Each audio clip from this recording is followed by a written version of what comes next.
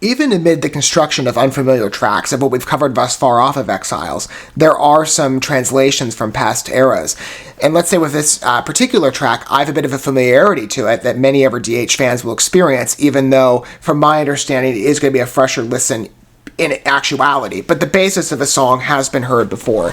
And it is quite, a good piece. I can speak to this again, having listened to I think the live edition was slightly different in regard to what's available on DH's YouTube channel, referring to Praise the Void, but this is a previous entry on the acoustic album Songs of Death and Resurrection, and the ballad itself is wonderful. It's a beautiful piece to listen to, very engaging work. If you haven't heard it before, I would recommend again hearing the track in its original vision and perhaps returning to experience that bass line for yourself. But in context to Exile, this track is being revived, and from my understanding, again, of what's been indicated by the artist, it is from a rather unique disposition that fits, I guess, into what the band has referred to. I'm reading from the official booklet of the Exiles release, which incorporates, at least in the track breakdowns, I'll explain this more in a minute, but at least from what I can read off of Ryan's entry here, where the Songs of Death and Resurrection edition was more stripped down. I'll quote this verbatim. The Exile version, about what we're going to listen to,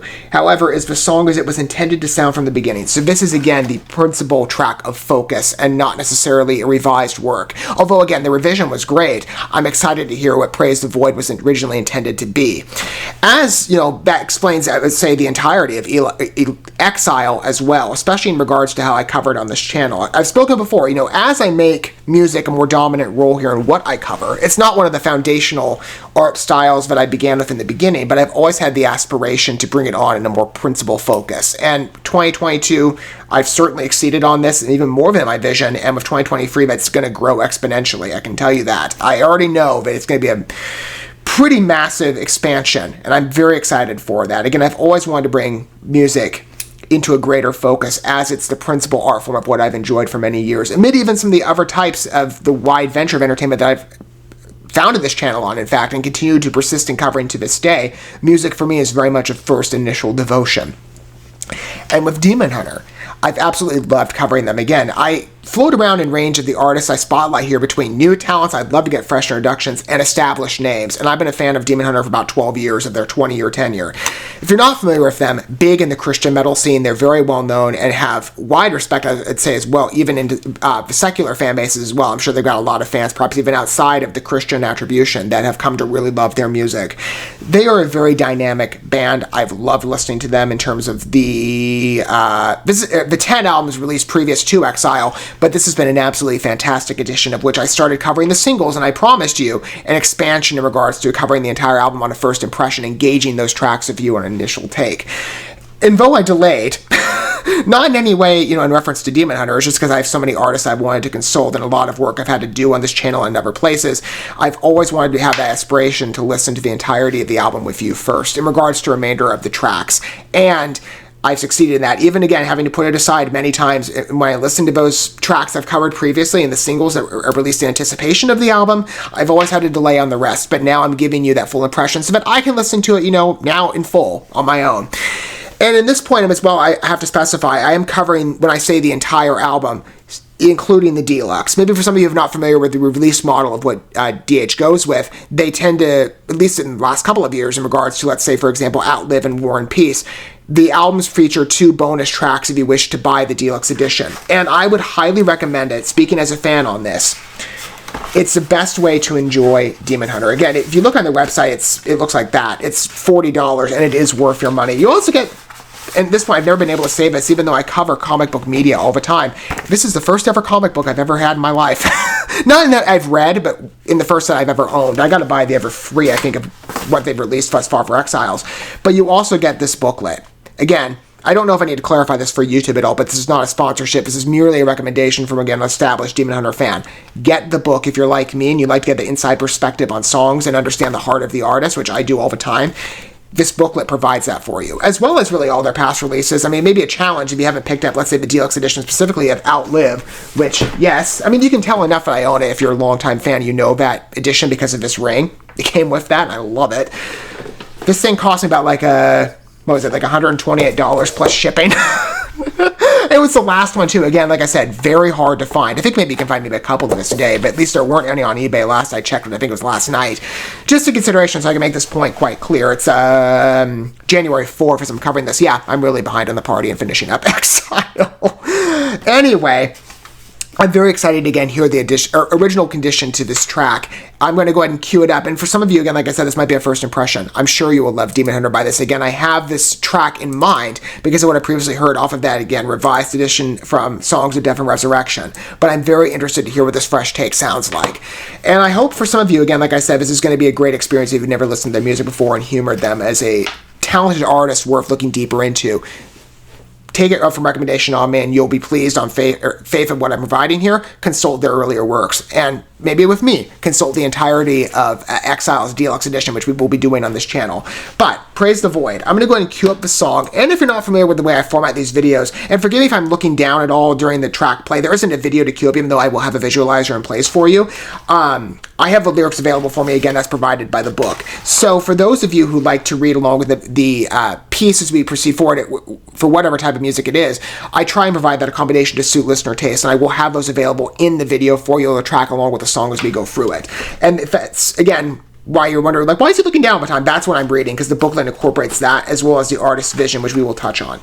But as far as the track is concerned, let's give this a first listen. I'm really excited, though, to hear, again, the expansion of Praise the Void. It's a beautiful track, at least on initial release. So how does this sound? As this is coming off of the third interlude, this is track 10 on the album. Okay, a bit of a harder riff. Darker presence, more ominous and malevolent, but oh, I love it. This is very much Demon Hunter's forte, in terms of the harder, more guttural.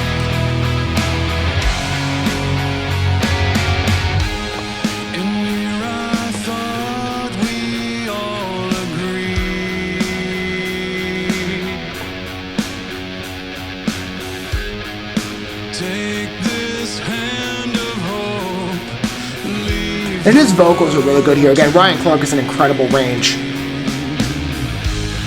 They tend to dominate first presumption according to the harder style and the edginess of what metal is known for, but they can do softer style quite well.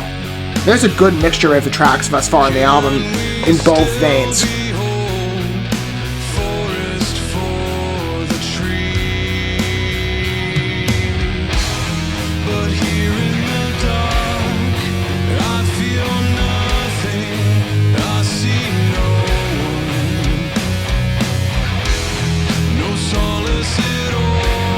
This is a good dimension. I like this. In the original condition, it's quite beautiful.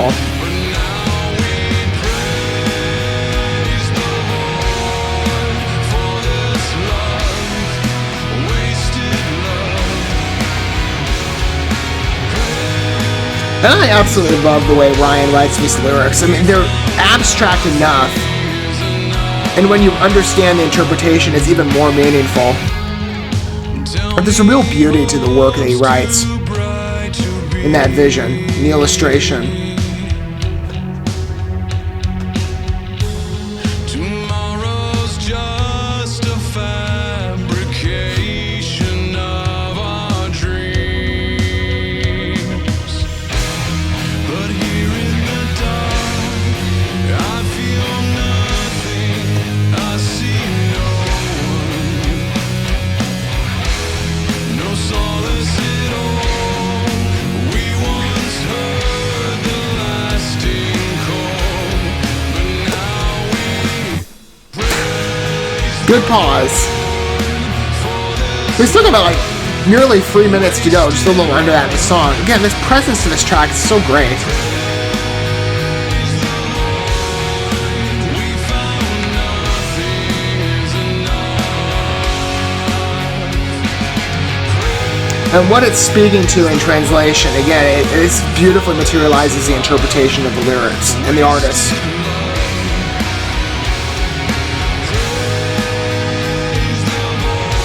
Such a fitting vision, even better than I thought it was.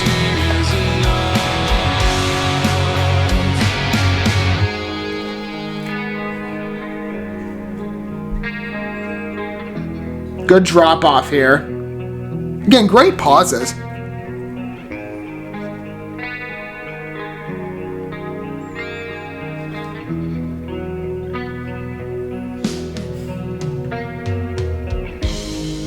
Here in the dark, I feel nothing. I see no one. Is it the It's a good mix of the tone from Songs of Death and Resurrection. Like, it's not entirely aggressive. It's, I mean, it does have that darker edge to it. More intense, but it still feels like it resides well in that territory of what the original variation emphasized. Is it peace for only me?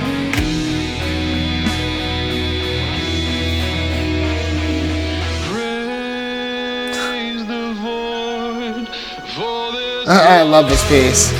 wasted love.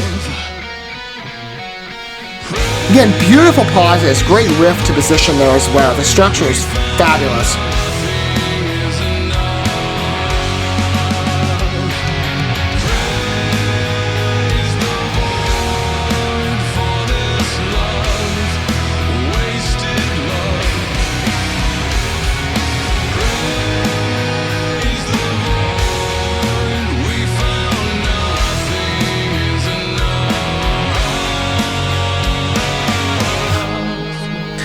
Brian really is probably one of my favorite vocalists to listen to in the metal scene, and there's a lot, but I've fallen in love with him over the years. He's great. So talented. Beautiful range to his voice. God-given talent, really. You know when you hear it.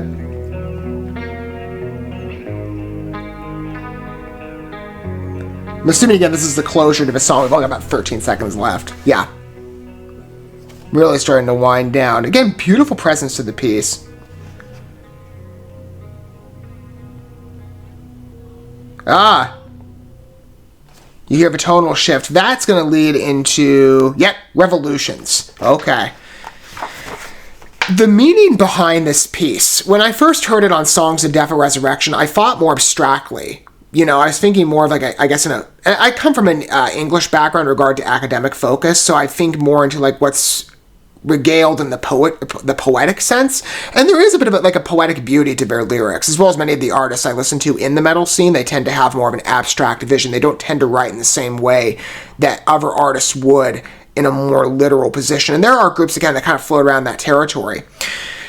And Demon Hunter's done this quite adeptly, in regard to maybe past tracks that are not necessarily on Exiles, but their past body of work. I think back to, let's say, what's the track I keep thinking of? Off of Storm the Gates of Hell, Thorns. That song is so good. It really is. It's one of my favorite pieces from that album, in fact. And when I was, a couple months ago, when I was updating my iTunes library, I realized I never had purchased all the Demon Hunter albums, like from the first 4, I think. Those being the self-titled album, Summer of Darkness, The Triptych, and Storm the Gates of Hell. I'd never purchased those in full. I'm like, okay, so I need to go back and listen to their original pieces again, make myself, or be able to call myself the ultimate fan, rather than in terms of newer releases where I'd already listened to those in years previous. I hadn't listened to, again, their foundational works in their entirety. And that track is beautiful. And the way that track imagines, it's speaking to self-destructive behavior, notably in the suicidal territory. Let's say, and specifically the song identifies this, cutting and burning, which are horribly tragic for, and I have, all the part in the world for people who have had that struggle in life. I myself have dealt with maybe self-destructive tendencies. I wouldn't necessarily say suicidal, but in the physical sense, it's more emotional with me, but I can certainly relate to the emotions of that piece, and it really struck a chord with me. But the way that song, I've never heard it spoken this way, and many groups have spoken on that topic, and quite beautifully, but the way that Demon Hunter imagined it, from a spiritual perspective as well, and stating problem of circumstance and solution, it was, in just 11 words, again, the simplicity of that line, how do they say it? I might be mixing up some of the lyrics here, but I think I'm right on this point.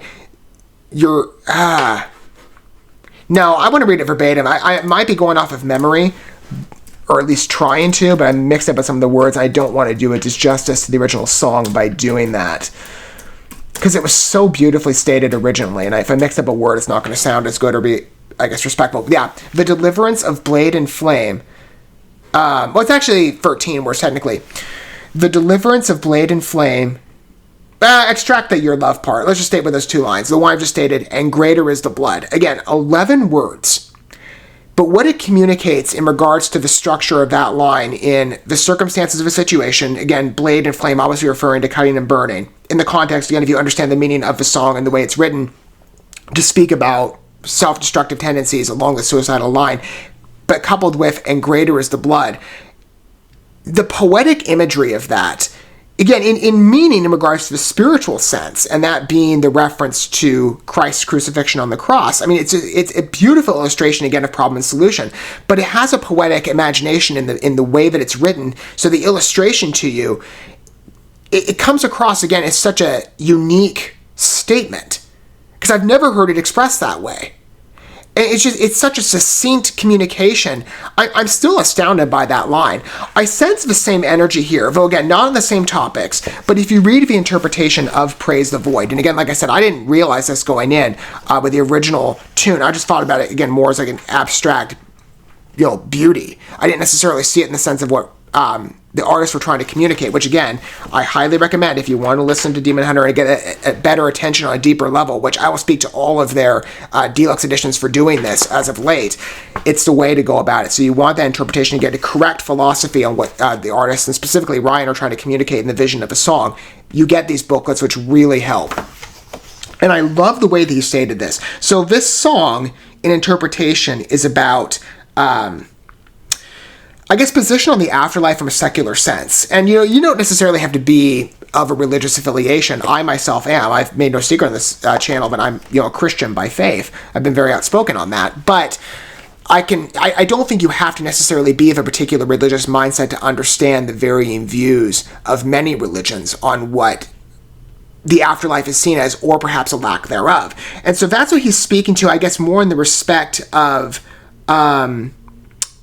let's say atheism, or maybe some other religious affiliations. I think I'm most familiar with atheism in respect to there is no God, or there's no heaven or hell, there's no afterlife. So that's what he's speaking to here again in the lyrics in terms of Praise the Void. The void being, as he states, and I want to read this quote verbatim from the lyrical interpretation of what's written in the booklet. This acceptance of the void is likely to be paired with reference to our consciousness prior to life. To explain how we might understand this conundrum, one must simply ask themselves, well, where was I during the Renaissance? The issue with this belief for me is this: before our consciousness began, we simply weren't. Not that we have lived and experienced all that life has to offer, not being doesn't really cut it.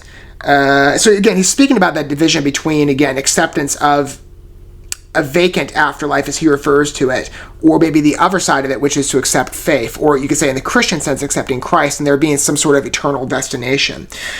In respect to both camps, because the Bible does talk about the difference between heaven and hell in regard to the where souls are placed based on reverence and acceptance to God. But there is still that end destination where it contradicts maybe the sense of what atheism espouses in the void. I'm trying to be respectful in perhaps the way I approach it, because I understand maybe I have some viewers coming to this video who might not necessarily be, of an atheistic mindset and not necessarily faith aligned. So I am trying to be respectful, maybe the tone of what I take, but still remaining true to perhaps the philosophy that I see, as well as the communication of the song.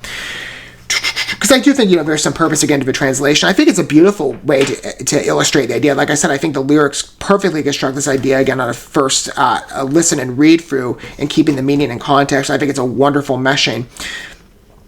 Where was the line that he stated this? So again, he's speaking about his grievances with that philosophy. When you introduce the concept of a defined purpose in life, all the blurry details will either crystallize or disappear. What I mean is, if you believe that life is full of meaning, you can rest in the fact that you are meaningful, and that purpose exists even when we fail to understand it. That it's such a great way to state it. Although I'll tell you, there's even a line in this interpretation. It's such a small little section.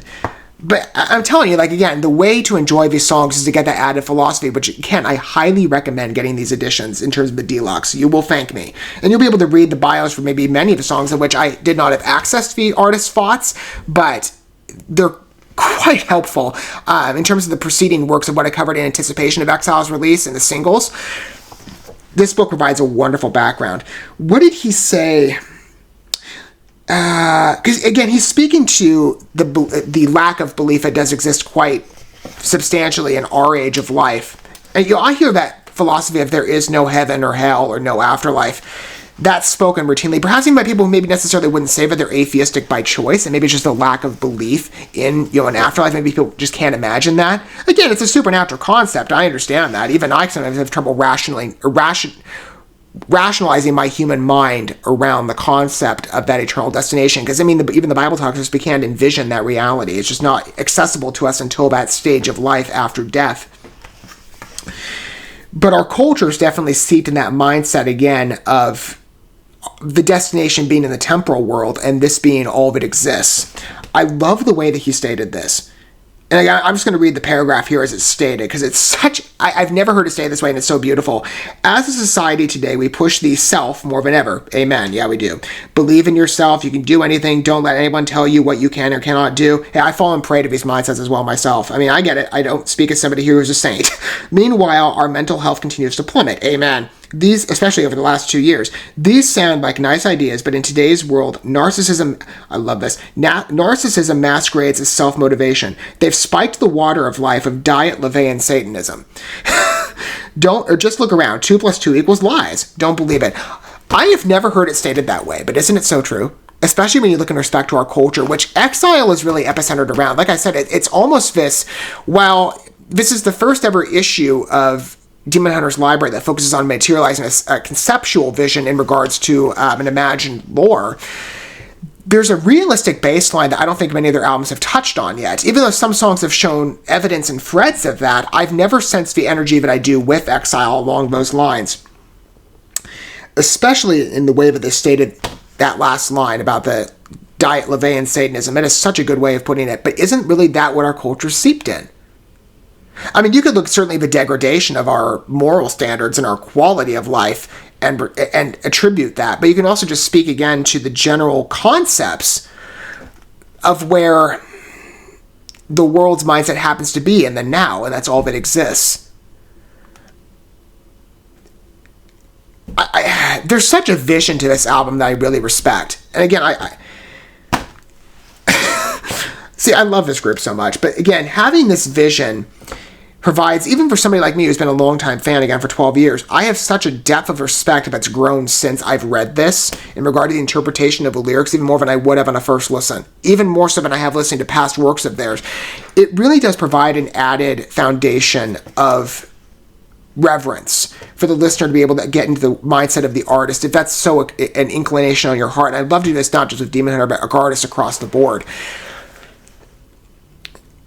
To understand the heart of where the artist is seen in the world and writing that into songs, which, I've said before, music is a very cathartic, method of healing and restoration. I've certainly used it for such in my own life.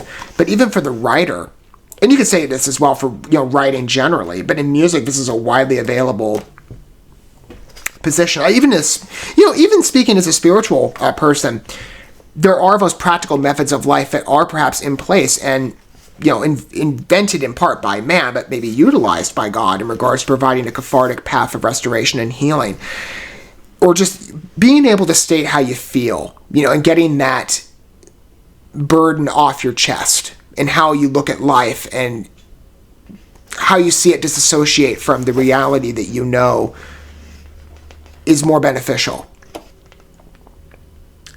The way that that's stated in that last paragraph, that really is where our society is at. And I again, having read this, it is convicting. You look at it and you're like, wow, how many times have I fallen prey to my motivation of self? I've said for many years, especially as of late, music has been great for me. It's so individualistic. And yeah, I don't tend to look outside, right? There's that mindset always, again, of the internal self, and that's really perhaps in conjunction to that, there's that mindset of it's so directed inward and maybe a temporary sense of life in the now versus in the eternal. So even I do many times fall prey to perhaps the whims of society in regards to insight and ambition on what the destination of life happens to be, even if maybe I don't state that by my words or I live that way in my spiritual philosophies. There's many ways you can probably extract this, but I think it's just such a wonderful articulation of an idea. And I do think Praise the Void speaks to that very efficiently in its lyrics. I do think it's a great vision in the way it's written. And the song itself, like I said, this is the original condition intended to be, again, what was a first impression. But because Praise the Void was released first in its Songs of Death and Resurrection-esque tone, which I don't see, by the way, much of a shift from. It's great. I do think the added presence to it gives it a lot of dimension. Again, I like it in the original focus, and I still do. It's much more stripped down, as I think they said, or deconstructed, that was the word of choice. But having this elevation in regards to maybe building a little bit more of an aggressive edge to it, not much, subtle enough. It's distinct enough in focus that you do feel like it is an acceleration of an original work that was scripted very well in the beginning. But both versions, this one included, I do think it is it's a beautiful compliment, actually. And to hear it again stated in its original form, it's a real treat, as really every track has been thus far of Exile. But again, going to this one, it's a bit different because you already have a foundation to what your expectations are founded upon with the specific song of focus. I really like this tune. I do. I mean, both editions for me, again, like I said, even that live one on YouTube was great. But this was good. It was a nice elevation. Satisfactory enough. Quite beautiful, in fact. Again, and there's a good, I would say, split between maybe more aggressive tracks and slower ones, more ballad-centric. There's a really good construction on that level in this album, and I've been very satisfied at what I've heard thus far of it. Exiles is constructed beautifully, in my opinion. It's been a real treat, like every Demon Hunter album has. And I hope for you it's the same experience, that you look at these songs, and if you are coming from that fresh perspective, you have the respect for this band that I do. And again, maybe mine's founded off of 12 years, so I know what I'm getting in terms of expectation, but I hope for you it's that same experience of satisfactory listens and reverence. I'd love to hear your thoughts on the piece down below if you so wish to disclose that, or if you're a longtime Demon Hunter fan, I'd love to hear your thoughts.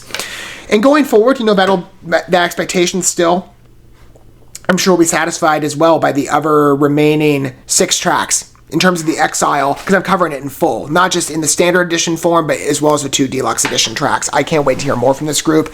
I've loved thus far what I've heard off of Exile, though every track has been an original release. I mean, this one is too, but this has that foundation of being previously released on another album. But hearing it again the way it was intended to be is a good experience, and just as good as the first time I listened to it. It's a good compliment and refining. It's quite beautiful, in fact. I love Praise the Void. It's a beautiful song. Thank you so much for watching this video. Before you bounce, feel free to drop a like and comment, subscribe to this channel with a ding on the bell, and share this video with your friends. And consider checking out the description here. There you'll find links to my other channels, as well as addresses to my other social media accounts and ways you can help support my work if you feel so inclined. May God bless you, and looking forward to when our paths cross again.